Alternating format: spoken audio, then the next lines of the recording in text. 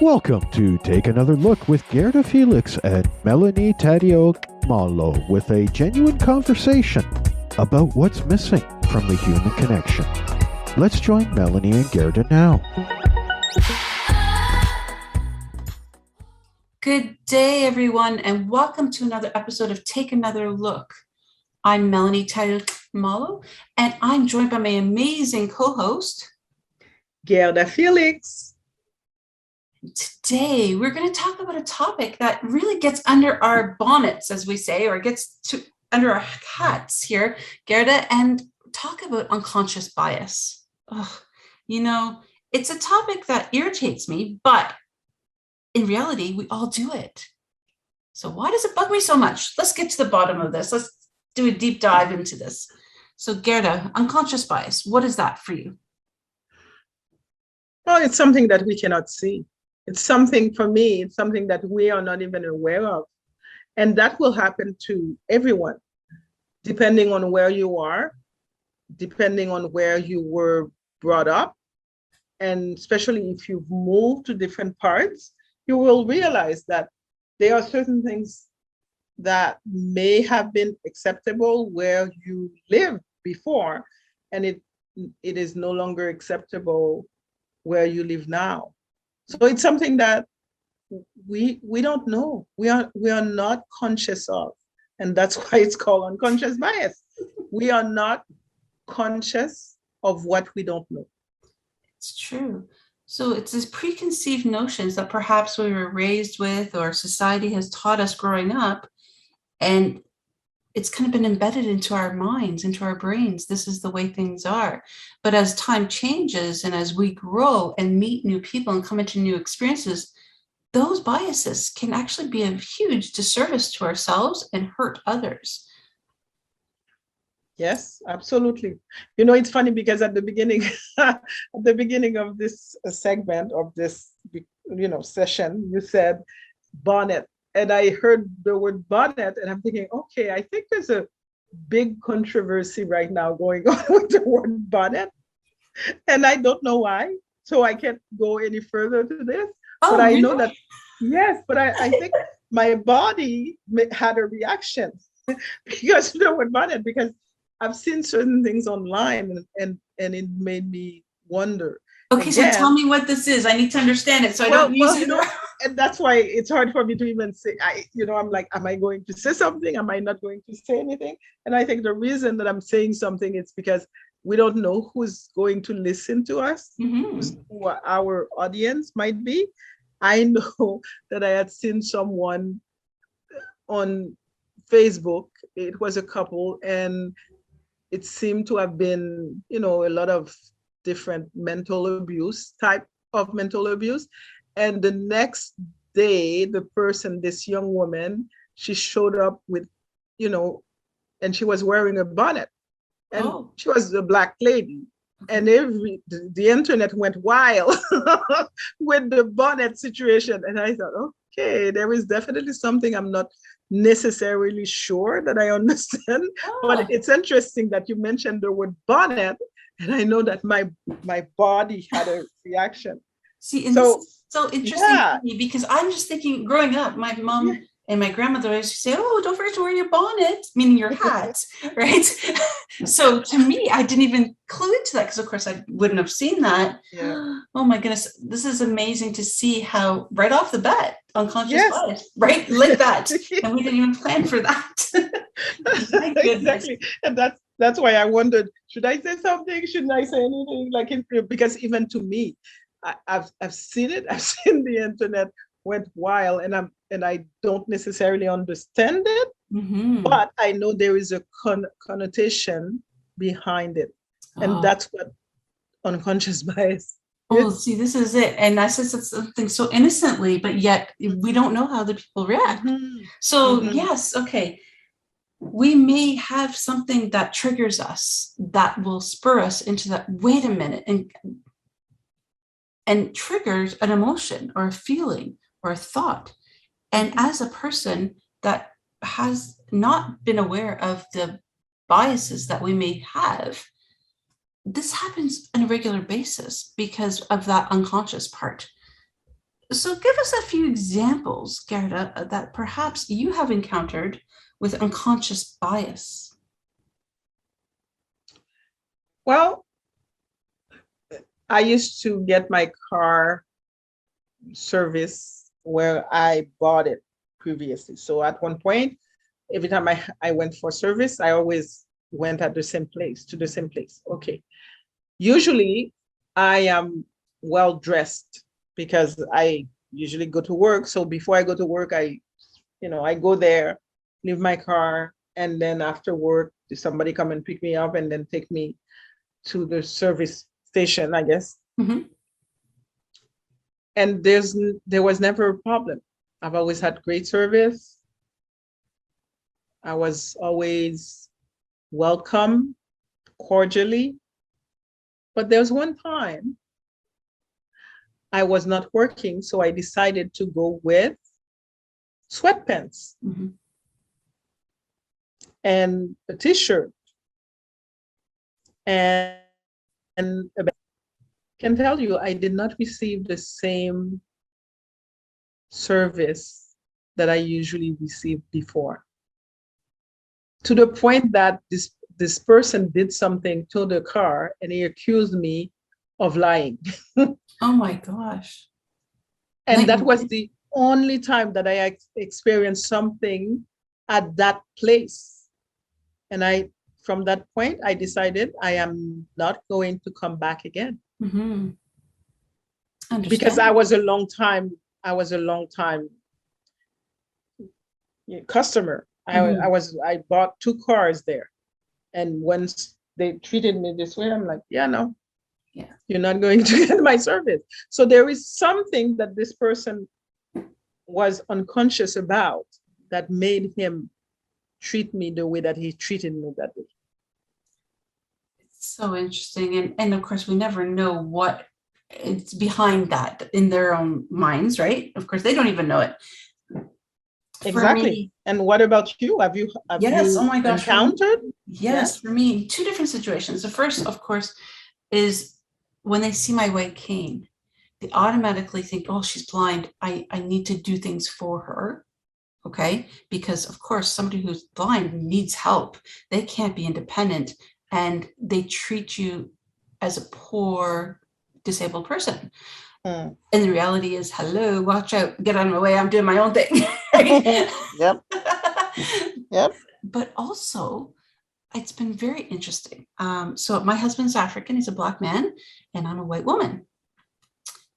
The unconscious biases, not only from society, but even my friends and family at the beginning. Oh, he's looking for papers. What are you talking Mhm. about? This man's been here forever. But automatically people's unconscious biases that I was being played for a fool just Mhm. because, and this hurt my heart. I'll be honest, Gerda. I have the most beautiful husband, a heart of gold, and but in their minds, that unconsciousness of what they thought and were raised with, or perhaps what the society has shaped their minds to, they didn't realize the impact it had on me, to the point where I distanced myself from those people for a long time. Like, who do you think you are? You don't even deserve to breathe the same air that I'm breathing. That's how upset I was and hurt. Mhm. So yeah, those two situations, it's amazing the impact unconscious bias has on people. So yeah, so that's how it's, but let's be real, Gerda. We all have our unconscious biases. I have them, you have them. But when have you realized an unconscious bias, and how did you react when you realized that it was actually biased? It's too funny because so I used to be married to a younger person, and I am someone who I say I live with fibromyalgia because I don't like to say I have fibromyalgia. Mhm. I don't like to say that, but anyway, I have fibromyalgia, and for people who know what fibromyalgia is, it requires certain things. You have to be very mindful and conscious of how it is affecting you at different points of the day. But I was very active and I kept being active. And I did not understand why this young person was not as active. Mhm. And I remember thinking, well, you are a white young man. What problem could you have? And that was my unconscious bias. Because, it's like I am very conscious that, for a lot of Black people, we have to do a lot of different things in order to get to certain position. It's not the same as, let's say in my mind anyway. And it's not necessarily only in my mind, but it exists.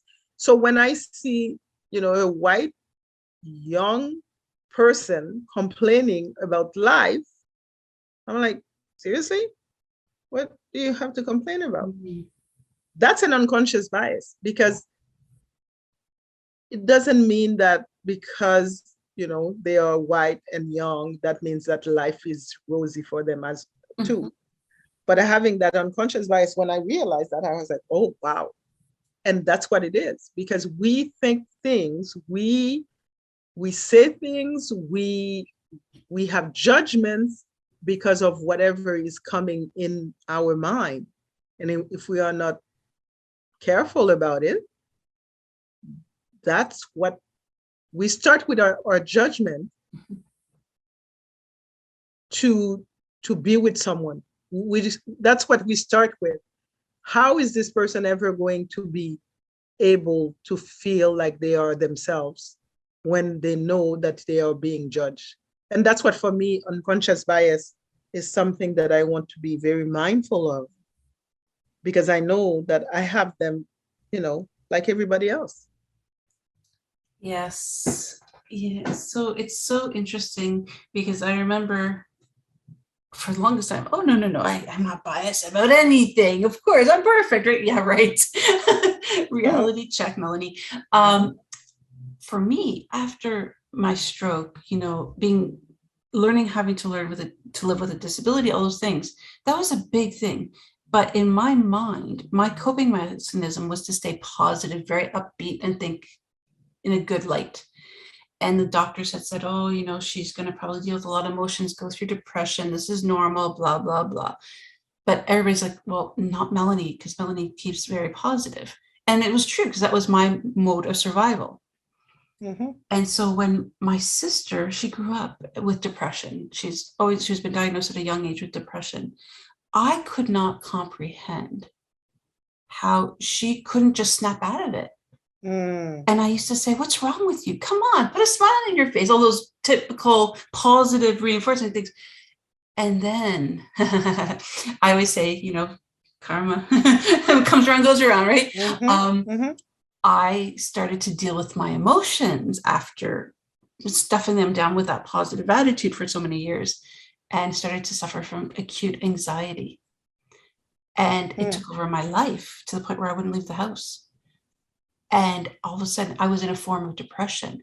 So now if somebody said to me, well, what's wrong with you? Just go out, be fine.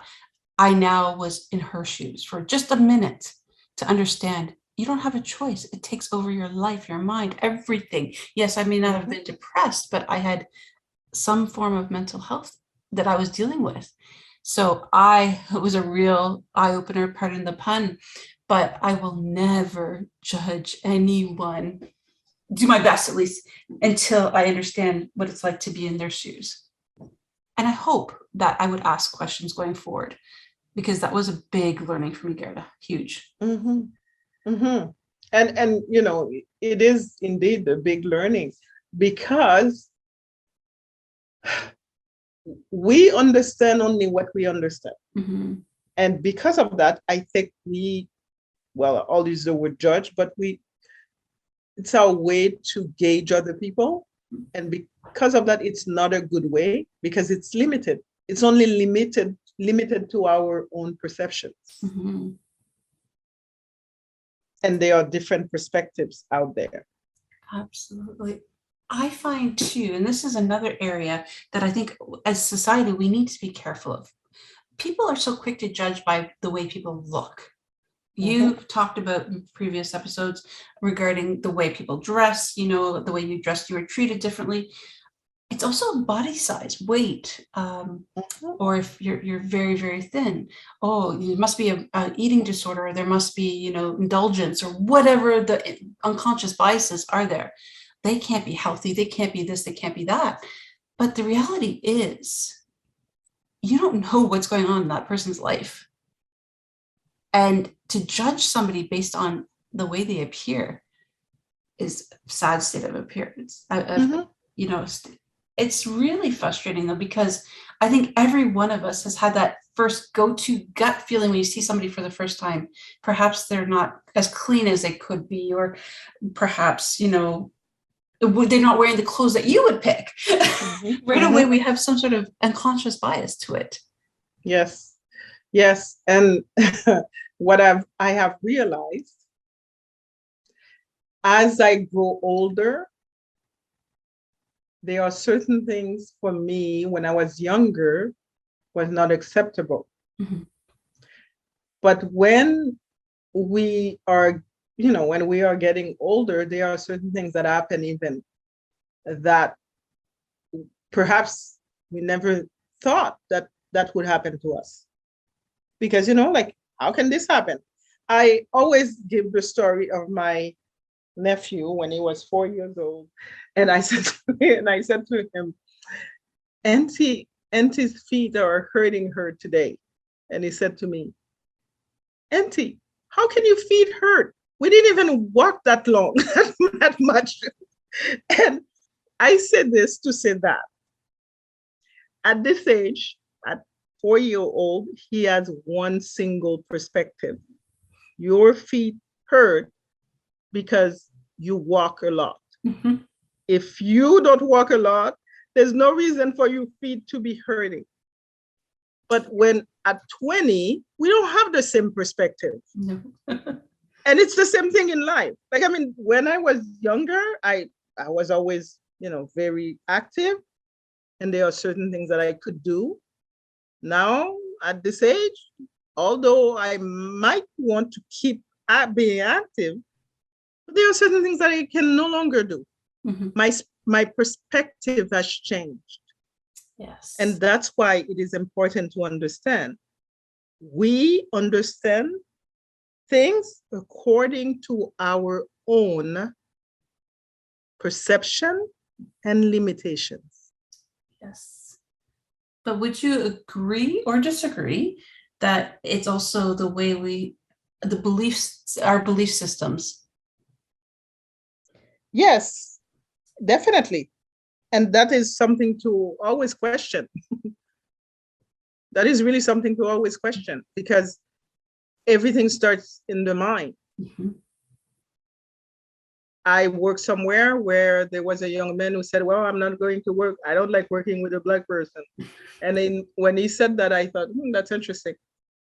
I wonder which Black person that he has come into contact with, or was it only the Black people that he saw on television? Yeah. Because at that time, probably they showed us in a very negative way. Mm-hmm. And so the bias was, well, a Black person, this is what they do. What I see on television, that's what they do. Absolutely. And, right? Mm-hmm. It's like, that's why I say we have to question the beliefs that we have, because everything starts in the mind and we need to be conscious of that. And it's interesting because it could be family belief systems. It could be societal belief systems. It could be even our own beliefs that we have developed ourselves. So, I always, I was raised Catholic. So of course, growing up, there was the Catholic, you followed the Bible, you follow, do this, you don't do this, the 10 Commandments, everything. And that's great. But it also was in my mind, the only way, because that's all I knew. But as I grew older, I started to become of other religions and faiths and belief systems, and I wanted to educate myself on those. Didn't necessarily mean that I was going to shift my belief system, but also becoming aware of other things that made me at least a little bit more educated. But I still found sometimes those deep-rooted beliefs were still there. And I had to ask if it was the right place for them and if they still were okay. Did it make sense? Because I had changed as a person as well. So do you find that happens for you? Definitely, it does happen. And for me, one word I like to use is the word grace, Mhm. because we might understand something at one level and we don't understand it at another level. For example, when I was growing up, there was a sentence we heard a lot. Money does not grow on trees. Mhm. Okay, well, I understand that money doesn't grow on trees. That's one level of belief. Money doesn't grow on trees, so that means that I have to work hard. I have to work for it. Mhm. But if I believe that money doesn't grow on tree, and I believe that I have to work hard for it, then if I gain something, let's say I find work, or the work that I do, it doesn't require me to break my back, Mhm. I will continue to think, well, if money doesn't grow on tree, this is too easy. And probably in my mind, I would think, well, I'm not working hard enough. Yes. So you see, the one belief, I have given different examples of different levels of how that one belief is affecting your life. So because of the one belief that money does not grow on tree, I will look for work that has me or is asking of me to work very, very, very hard. And this is it. And what I find too is these beliefs that are so deeply embedded into us, um, it can cause havoc, not just on one person, but on groups of individuals. So I have met many people, because of course I work with people with disabilities. And I've heard so many times, oh, people with disabilities should just stay home. They should be put away or whatever. They don't need to worry, we'll just take care of them. And this infuriates me because that's what and my parents were brought up that way, because in their generation, people with disabilities were in homes. They weren't in the public. And a lot of cultural backgrounds, it's the same thing. But because of that belief, we're already stopping people with disabilities' ability to succeed just because we're sharing that belief in our perspective. So how do we change or become aware of our unconscious biases, and how can we put a stop to it, or at least acknowledge it, Guerdah? I believe we need to pause and reflect. Self-reflection is very important, and contemplation of something that has happened and understanding where is the root cause, what's having me do what I am doing that is not even serving me in this present moment. Like for example, I work. I work very hard. Okay, continue to work even when I feel that I should take a break, or even when I feel like, fibromyalgia right now is having a big effect on me. But instead of that, I keep on going. So what is the belief that I'm carrying on that has me, even when I needed to take a break, I still keep going? And if I don't reflect, if I don't contemplate what I want to achieve and the results that I am achieving, then I will continually do the same thing over and over and over again. So for me, those two are very important. Pause, reflect, and I'll add another one, correct. Yes, so true. I always go back to that never judge a book by its cover statement. And, it's interesting because I used to look at the covers of books in order to pick which one I was going to buy. This is what I could see, of course. And if it had a really great picture that would depict an interesting story, and then you'd read the back cover and you'd learn a little bit more about what's involved. And you may have a different perspective. But as human beings, when we have that bias, we take that time to pause, reflect, and consider where that belief is coming from, and does it apply?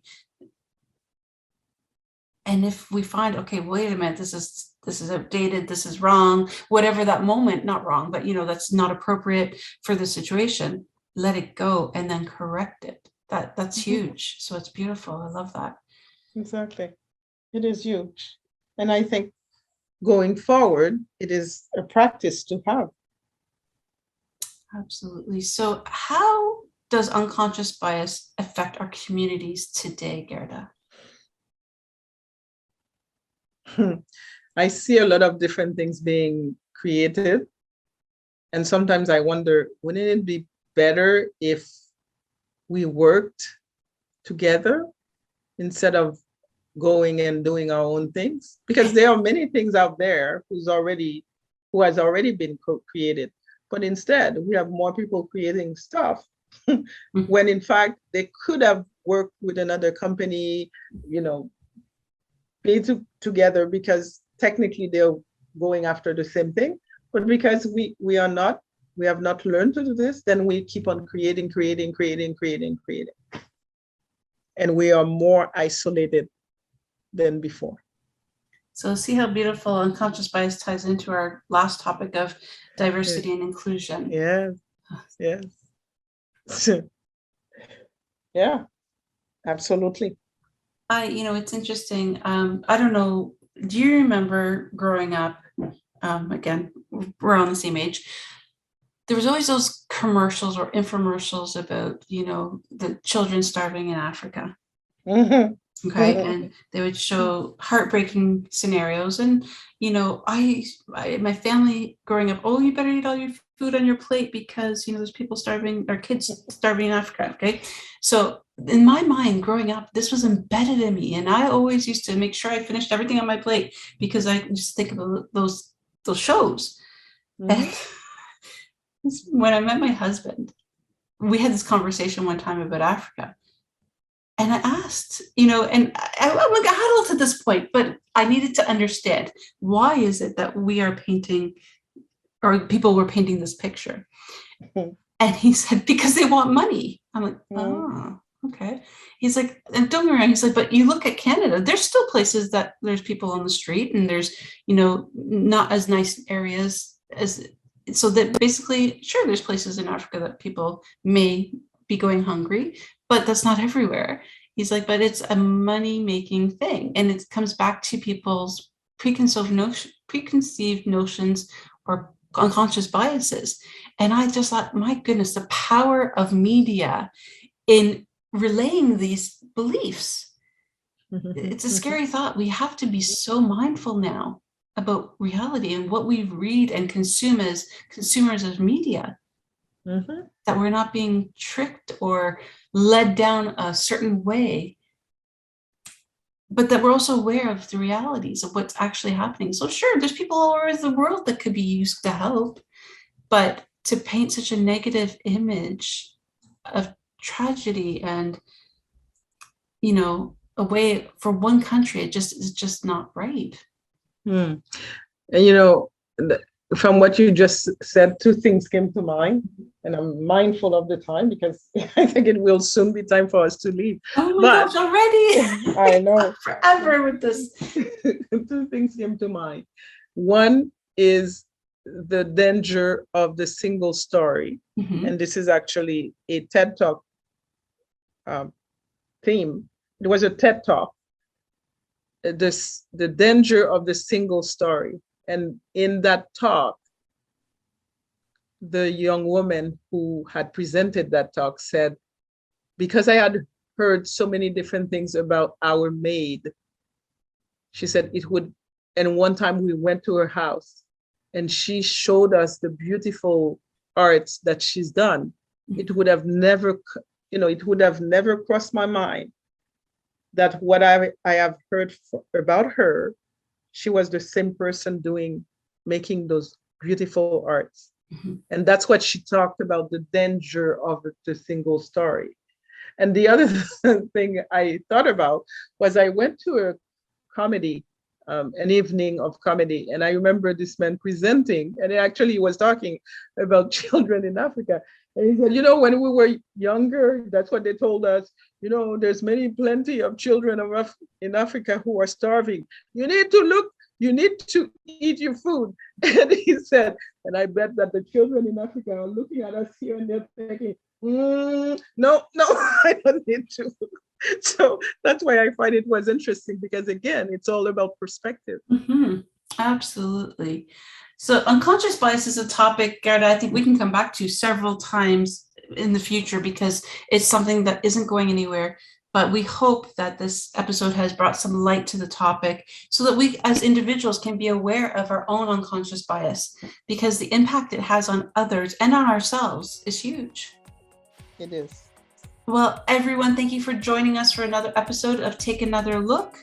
I'm Melanie Tadio, joined by my amazing co-host, Guerdah Felix.